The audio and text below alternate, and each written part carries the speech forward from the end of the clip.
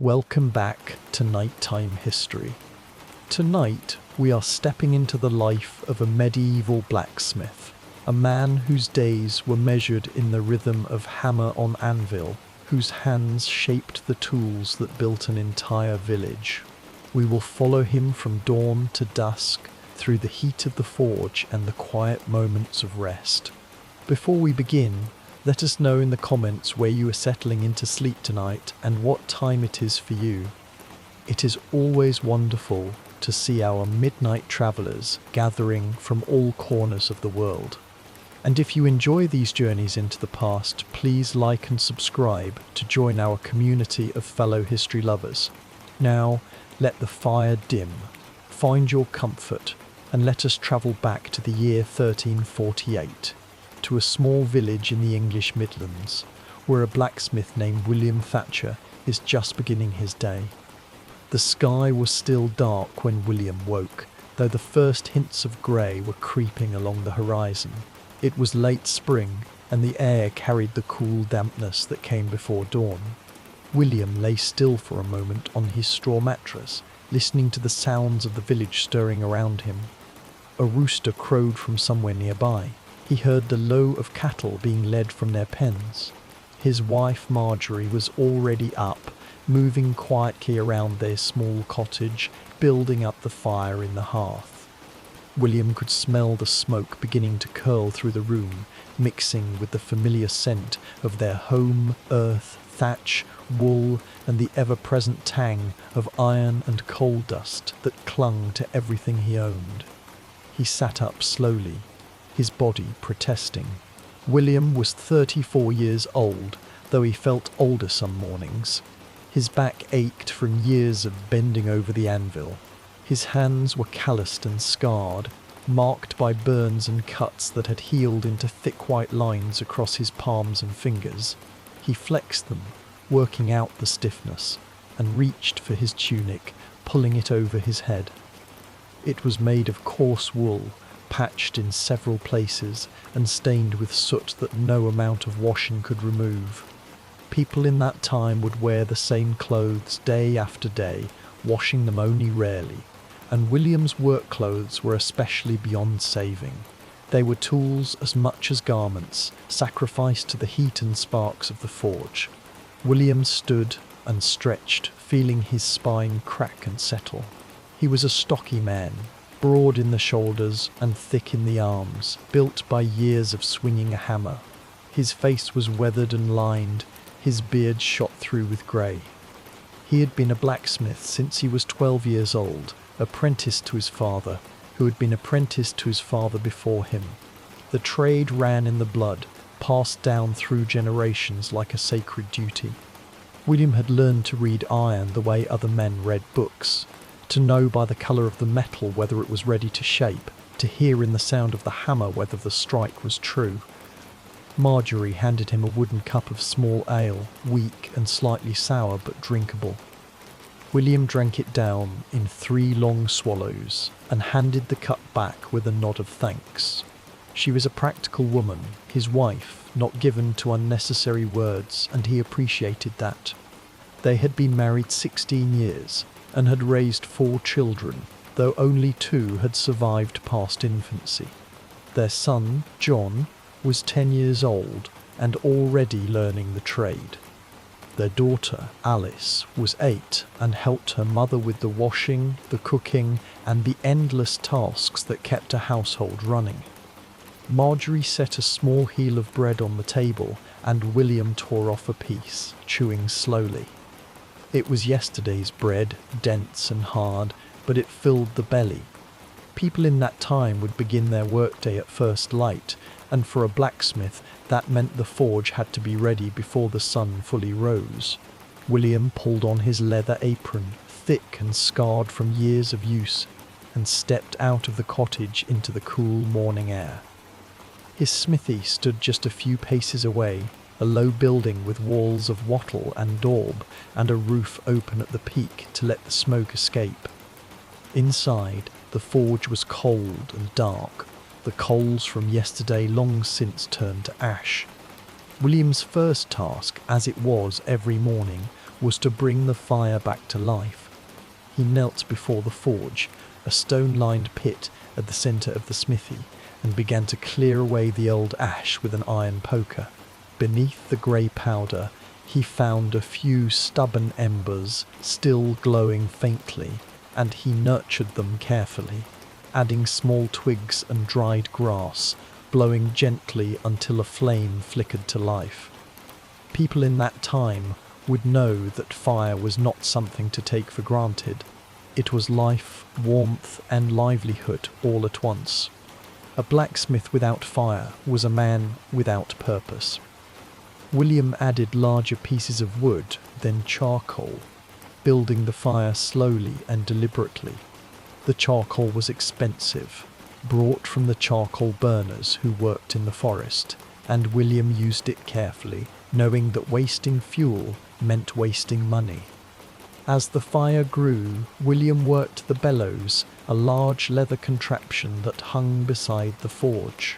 He pumped the handles rhythmically, forcing air into the coals, and the fire responded, growing hotter and brighter, shifting from red to orange to a pale yellow. The heat began to radiate outward, pushing back the morning chill, and William felt his body wake fully in response. This was his element, the heat and the light and the roar of the forge. He had spent more than 20 years in this space, and he knew every sound, every smell, every flicker of flame. By the time the sun rose fully over the village, William was ready to begin his work. His anvil, a massive block of iron weighing more than 100 pounds, sat on a thick wooden stump in the centre of the smithy. It was scarred and pitted from years of use, but it was solid and true. William laid out his tools with the care of a priest arranging sacred objects: hammers of different sizes and weights, tongs for gripping hot metal, chisels and punches, files and rasps. Each tool had its purpose, and each had been made by William's own hands or inherited from his father. People in that time would have understood that a craftsman's tools were extensions of his body, and to lose or damage them was a disaster. William's first job of the day was to repair a ploughshare for Thomas Baker, one of the village farmers. The iron blade had cracked during the spring ploughing, and Thomas needed it mended before the ground became too hard to work. William had examined the piece the day before and knew it would require careful heating and hammering to fuse the metal back together. He placed the broken ploughshare into the coals, using the tongs to position it just right, and worked the bellows again, bringing the fire to the intense heat needed to make iron malleable. As he waited for the metal to heat, William's son John appeared in the doorway, rubbing sleep from his eyes. The boy was small for his age, but he was strong and eager to learn.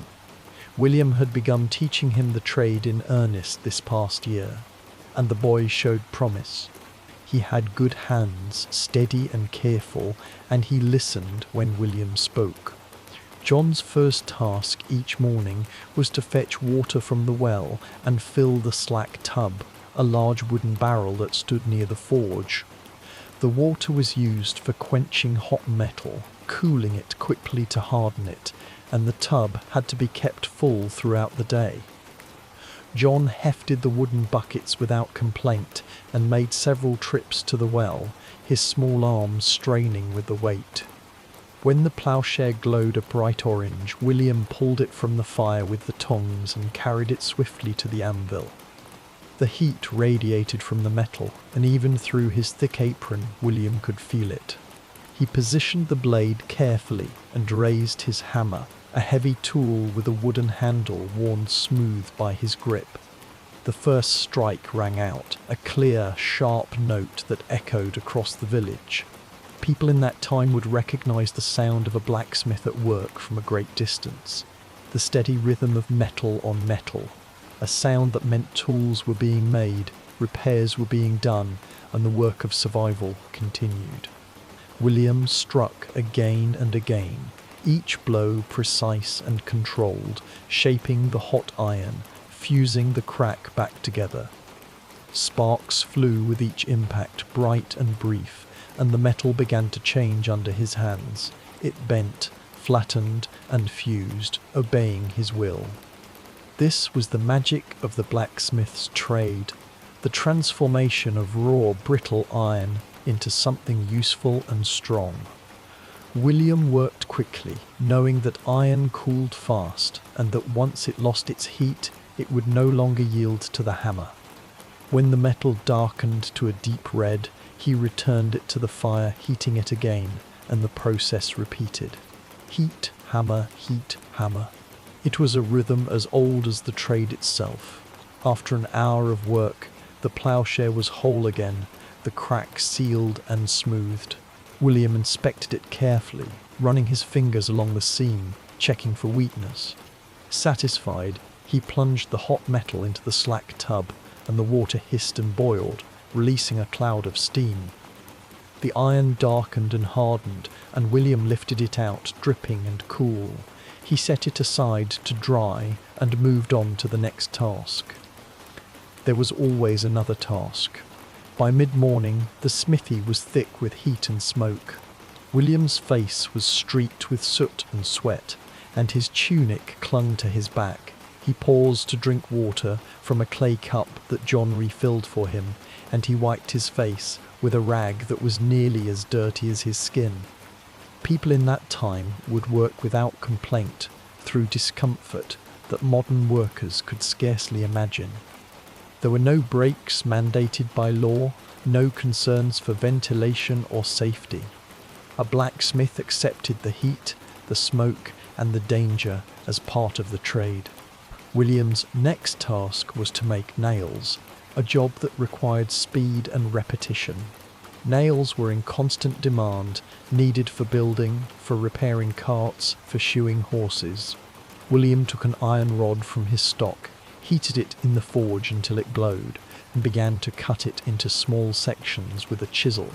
Each section was then hammered into shape, the end flattened into a head, the body tapered to a point. It was simple work, but it required focus. William could make a nail in less than a minute, and by the time the sun reached its peak, he had produced more than 50, each one uniform and functional. He placed them in a wooden box ready to be sold or traded. As noon approached, Marjorie appeared at the door of the smithy with a wooden bowl of pottage and another hunk of bread. William stopped his work, washed his hands in the water from the slack tub, and sat on a low stool just outside the smithy door. The food was plain, a thick stew of barley, peas and onions, with a few scraps of salted pork floating in it, but it was warm and filling. He ate slowly, savouring the break, while Marjorie stood nearby and spoke of the village news. Old Margaret had died in the night, she said, and the priest would hold a funeral mass tomorrow. The miller's youngest son had been caught stealing apples from the orchard and had been whipped in the square. The Lord's bailiff had been seen riding through, collecting rents and taxes, and people were muttering about the amounts demanded. People in that time would live in close quarters, and everyone knew everyone else's business. Privacy was an illusion. William listened with half an ear, nodding occasionally, but his mind was already returning to the work waiting for him. He finished his meal, handed the bowl back to Marjorie, and stood, stretching his back. The afternoon would bring more repairs, more orders, more fire and iron. A farmer needed a new hinge for his barn door. The village carpenter needed chisels sharpened. The Lord Steward had sent word that several horseshoes were needed by the end of the week. William returned to the forge, and the rhythm began again. The hours passed in a blur of heat and sound. John worked beside him, learning to hold the tongs properly, to judge when the metal was ready, to strike the anvil with confidence. William corrected him when necessary, his voice gruff but not unkind. The boy was learning well, and William felt a quiet pride in that. One day, this smithy would be John's, and the trade would continue. People in that time would measure their legacy not in wealth or titles, but in skills passed down, in children who carried on the work. William had no grand ambitions. He wanted only to provide for his family, to serve his village, and to leave behind a son who could do the same. As the afternoon light began to soften and the shadows grew longer, William completed the last of his tasks for the day. The barn hinge was finished, heavy and strong. The chisels were sharpened and returned to the carpenter. The horseshoes were roughed out and would be finished tomorrow. William allowed the fire in the forge to die down, no longer feeding it fuel, and he began to clean his workspace. He swept the floor, collecting the bits of metal and coal dust, and stored his tools carefully. People in that time would know that a craftsman's workshop was a reflection of his discipline, and William kept his smithy as orderly as the work allowed. As dusk settled over the village, William finally removed his apron and washed his hands and face in the water barrel. The water turned black with soot. He dried himself with a cloth and walked slowly back to his cottage, his body heavy with the day's labour. Inside, the fire was burning, and the smell of baking bread filled the air. Marjorie had prepared a simple supper, more pottage, this time with a bit of cheese on the side, and William ate it gratefully. John and Alice sat with him, speaking of their own small adventures, and William listened, his mind finally beginning to quiet. After supper, William sat for a while by the fire, letting the warmth seep into his aching muscles. People in that time would have little leisure, but these quiet moments at the end of the day were precious. He thought about the work he had done, the ploughshare mended, the nails made, the tools sharpened. It was honest work, necessary work, and there was satisfaction in that. Outside, the village was settling into night. The animals were penned, the doors were barred, and the fires were banked.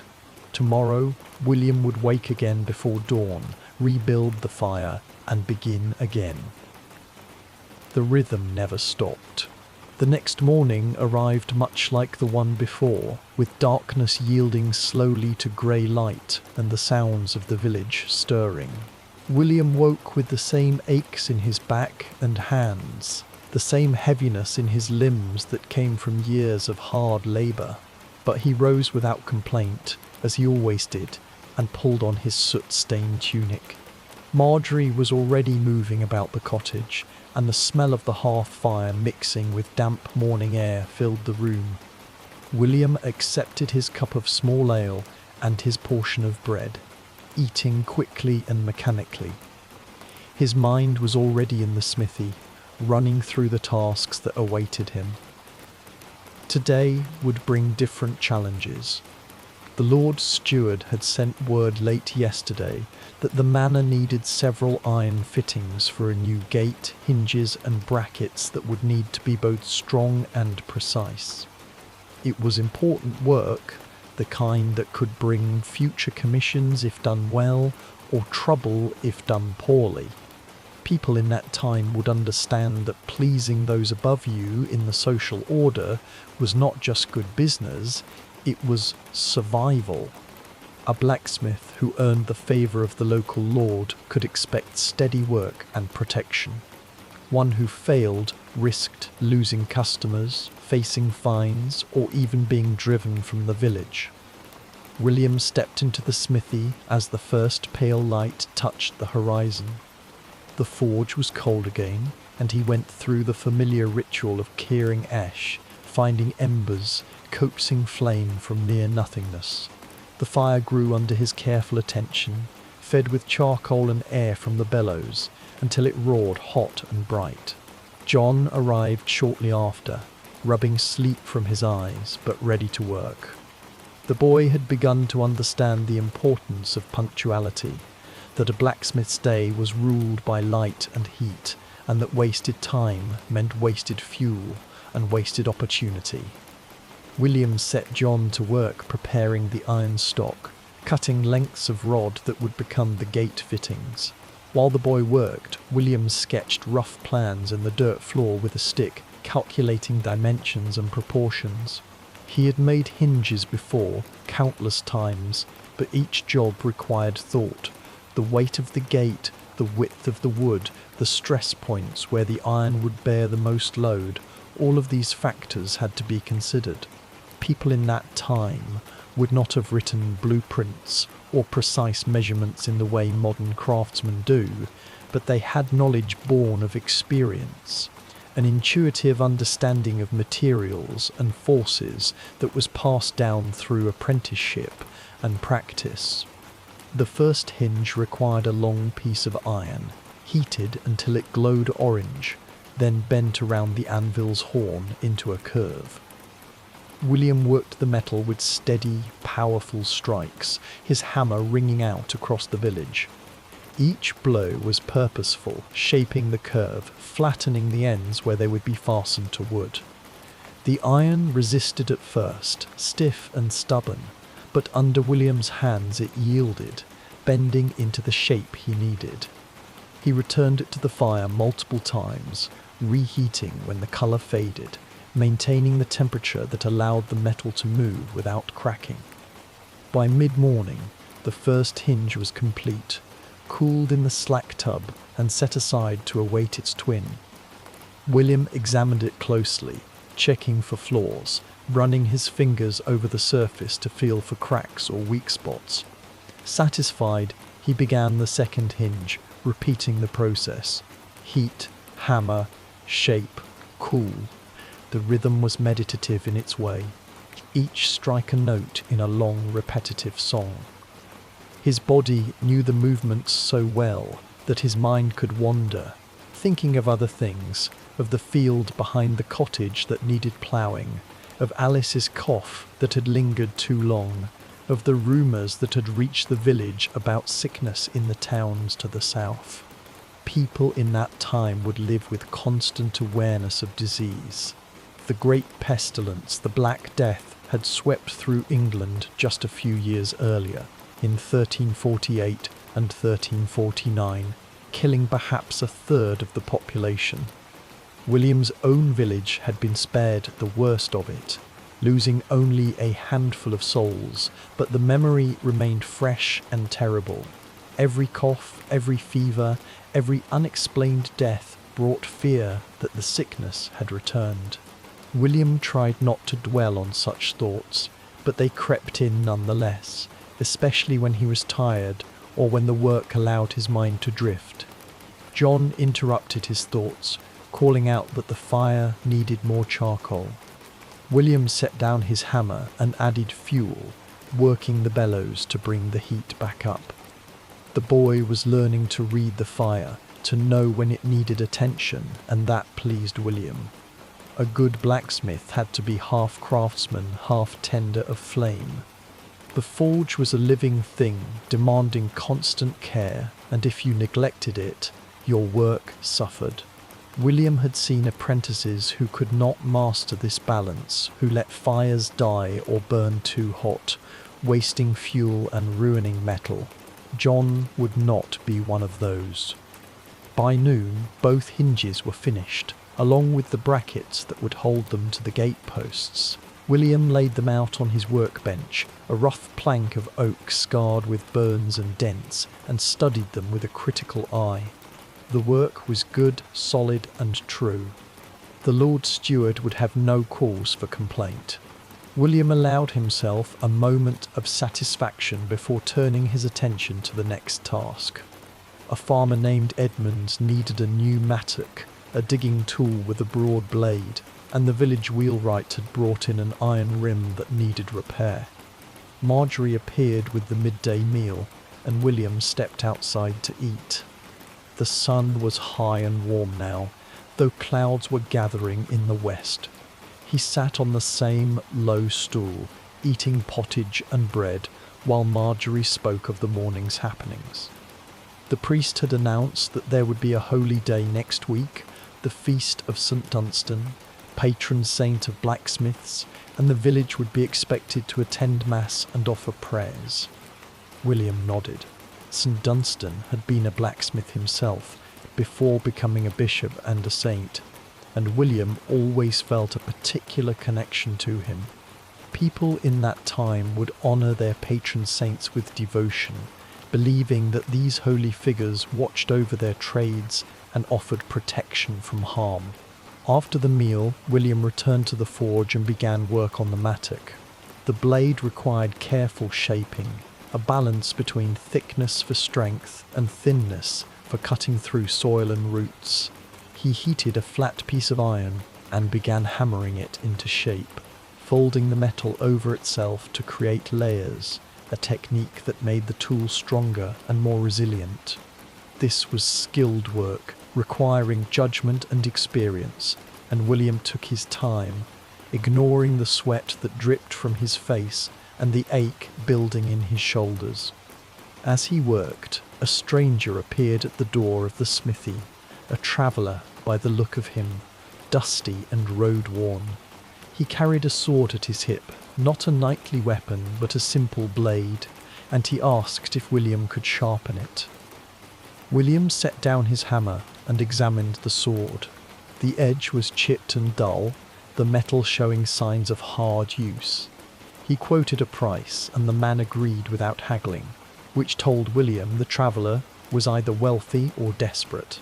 People in that time would negotiate almost everything, and a man who paid the first price asked was unusual. William took the sword to his grinding stone, a large wheel of sandstone that he turned with a foot pedal. As the stone spun, he held the blade against it, sparks flying as metal met stone. The work required a steady hand and a good eye, maintaining the angle of the edge, removing just enough material to restore sharpness without weakening the blade. The traveller watched in silence, and William did not ask questions. Strangers passing through often had their own reasons for silence, and it was not a blacksmith's place to pry. After a quarter of an hour, the sword was sharp again, the edge gleaming. The traveller paid, nodded his thanks, and disappeared down the village road without another word. The afternoon wore on, and William completed the mattock, then turned his attention to the wheelwright's iron rim. The rim had cracked under the weight of a heavy load, and it needed to be heated, hammered back together, and reinforced. It was tedious work, requiring multiple heatings and careful hammering to fuse the metal properly. John helped by working the bellows, keeping the fire at the right temperature, and William felt a quiet pride in the boy's growing competence. People in that time would see a son learning his father's trade as the natural order of things, a continuation of family and tradition that stretched back generations. As the sun began its descent toward the horizon, painting the sky in shades of orange and pink, William finished the last of the day's tasks. He let the fire die down, swept the smithy floor, and cleaned his tools. His body was heavy with exhaustion, his hands trembling slightly from the day's labour. He washed in the water barrel, scrubbing away the soot and sweat, and walked slowly back to the cottage. Marjorie had prepared supper, a stew with turnips and a bit of mutton, and William ate gratefully, barely tasting the food, simply filling the emptiness in his belly.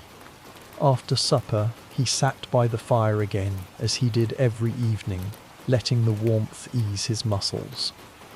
Alice sat beside him, mending a torn tunic with careful stitches, and John whittled a piece of wood into the shape of a horse. The cottage was quiet, except for the crackling of the fire and the small sounds of domestic life. William closed his eyes and listened, feeling the weight of the day settle over him like a blanket. Tomorrow would bring more work, more fire, more iron. The rhythm would continue, as it always did, day after day, season after season, until his hands could no longer lift the hammer, and John took his place at the anvil. This was the life of a blacksmith in medieval England, a life of heat and hardship, but also of skill, purpose, and quiet pride. The third day began differently. William woke to the sound of rain drumming on the thatched roof, a steady, insistent rhythm that spoke of hours yet to come. He lay still for a moment, listening, calculating. Rain meant the roads would turn to mud, that fewer travellers would pass through, that some customers might delay their visits. But it also meant the air would be cooler, the smithy less oppressive, and the fire easier to manage without the added burden of summer heat. William rose and dressed, accepting the trade-offs, as he accepted everything else with quiet resignation. The smithy felt different in the rain. Water dripped through gaps in the thatch, and the air was thick with moisture. William worked carefully to start the fire, shielding the kindling from the dampness, coaxing flame from reluctant wood. The charcoal hissed and spat as moisture burned away, and it took longer than usual to bring the forge to proper heat. John arrived soaked, his hair plastered to his head, and together they worked the bellows, forcing air through the coals until the fire roared defiantly against the rain. William's first task of the day was to deliver the gate fittings to the manor house. He wrapped the hinges and brackets in oiled cloth to protect them from rust and loaded them into a wooden hand cart. John offered to help push the cart, and together they set out through the muddy streets of the village. People in that time would rarely let weather stop their work, understanding that delay meant lost income and disappointed customers. The rain fell steadily, soaking through William's cloak, running down his face and neck, but he kept walking, one hand on the cart, the other steadying the load. The manor house stood on a low hill at the edge of the village, a timber-framed building larger and more substantial than any other in the area. It had glass in some of its windows, a luxury that marked the lord's status, and a great hall where the lord held court and settled disputes. William and John approached through the mud, and a servant directed them to the steward, a thin man with a shrewd face and a manner that suggested he enjoyed his small measure of authority. The steward examined the gate fittings closely, running his hands over the metal, checking the weight and the craftsmanship. After a long moment, he nodded approval and paid William the agreed price, counting out silver pennies into his palm.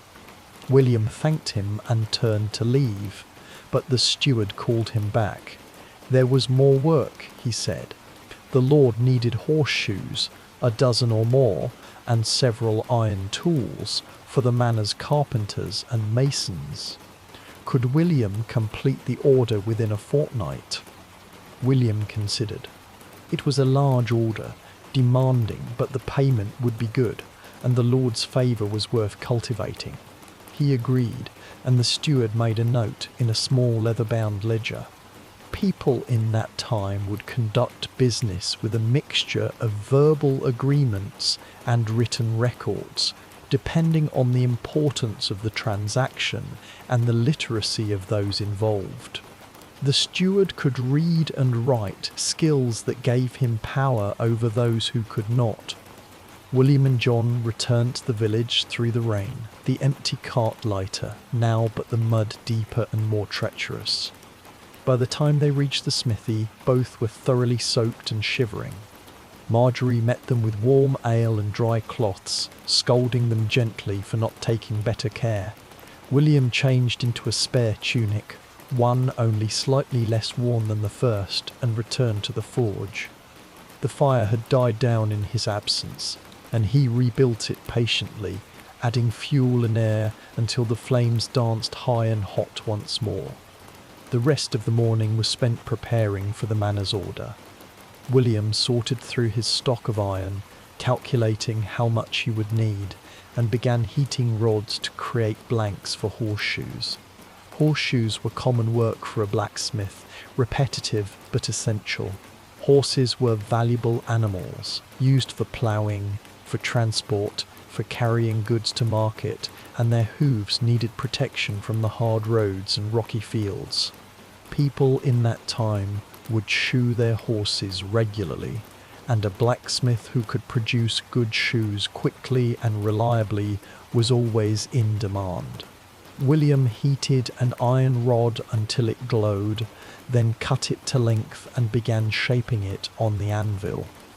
The shoe needed to be curved to match the hoof, with nail holes punched along the edges for fastening. It was precise work, and William had made thousands of horseshoes in his life, his hands moving almost automatically through the familiar motions. Heat, hammer, curve, punch, cool. Each shoe took perhaps 10 minutes to complete, and by midday, William had finished 4. He set them aside and paused for his meal. Marjorie brought bread and cheese and a bowl of pottage that was thinner than usual, stretched to make the ingredients last. William noticed but said nothing. Food supplies were always tight in the spring, after winter stores had been depleted and before the new harvest came in. People in that time would call these the hungry months, when belts were tightened and meals became simpler. William ate slowly, chewing each bite thoroughly, and drank his ale with gratitude. Beside him, John ate with the appetite of a growing boy, finishing his portion quickly and eyeing the pot for more. Marjorie ladled out another small portion, and the boy accepted it with a grin. After the meal, William returned to the horseshoes, working through the afternoon with steady determination. The rain continued, sometimes harder, sometimes softer, but never stopping entirely. The sound became a backdrop to the ring of the hammer, a counterpoint to the roar of the forge. William's mind settled into the rhythm, and time seemed to blur. He thought about the man order, about the tools he would need to make, about the iron stock he might need to purchase from the travelling merchants who came through in summer. He thought about John's progress, about how the boy was becoming a true apprentice, capable and reliable.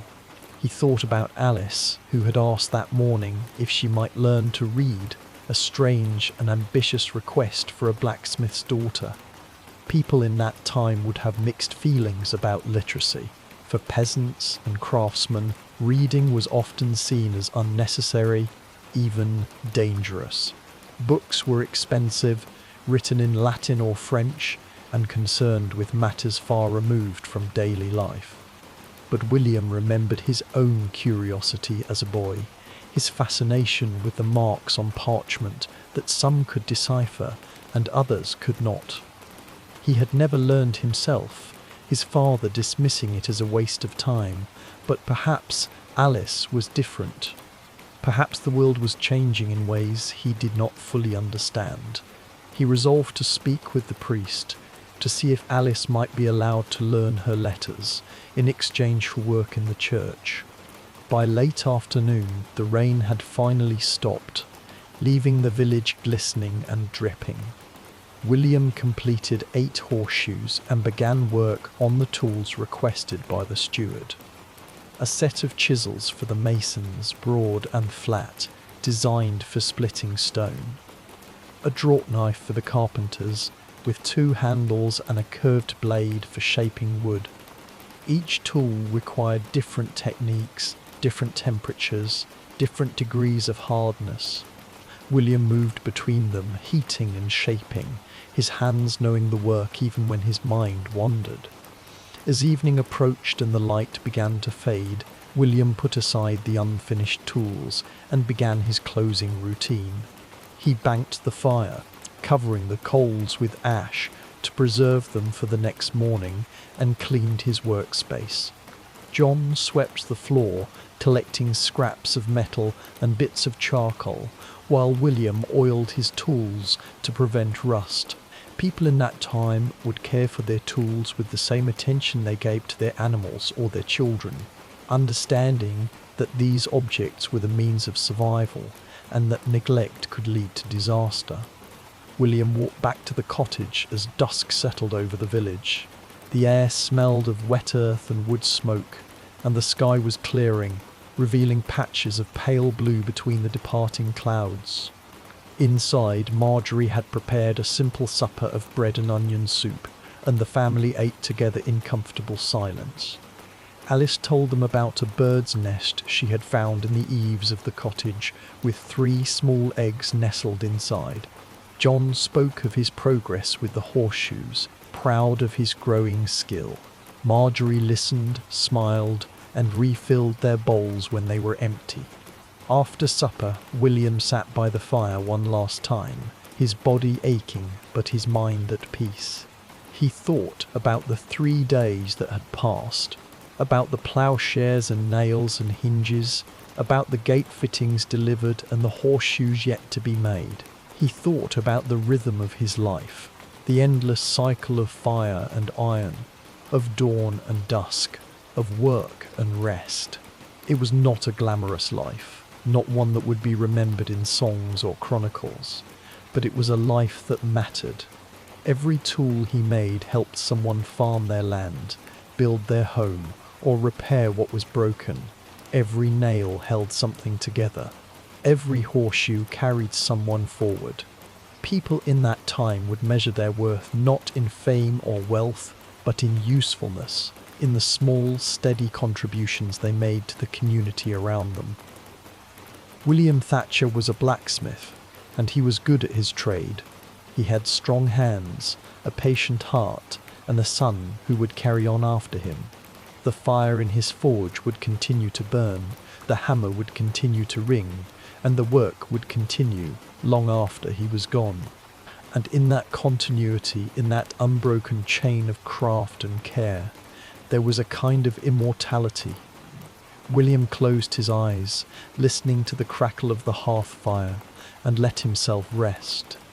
Tomorrow would come soon enough, bringing with it more iron, more heat, more purpose. But tonight he was simply a man by a fire, surrounded by his family, content in the knowledge that he had done his work well.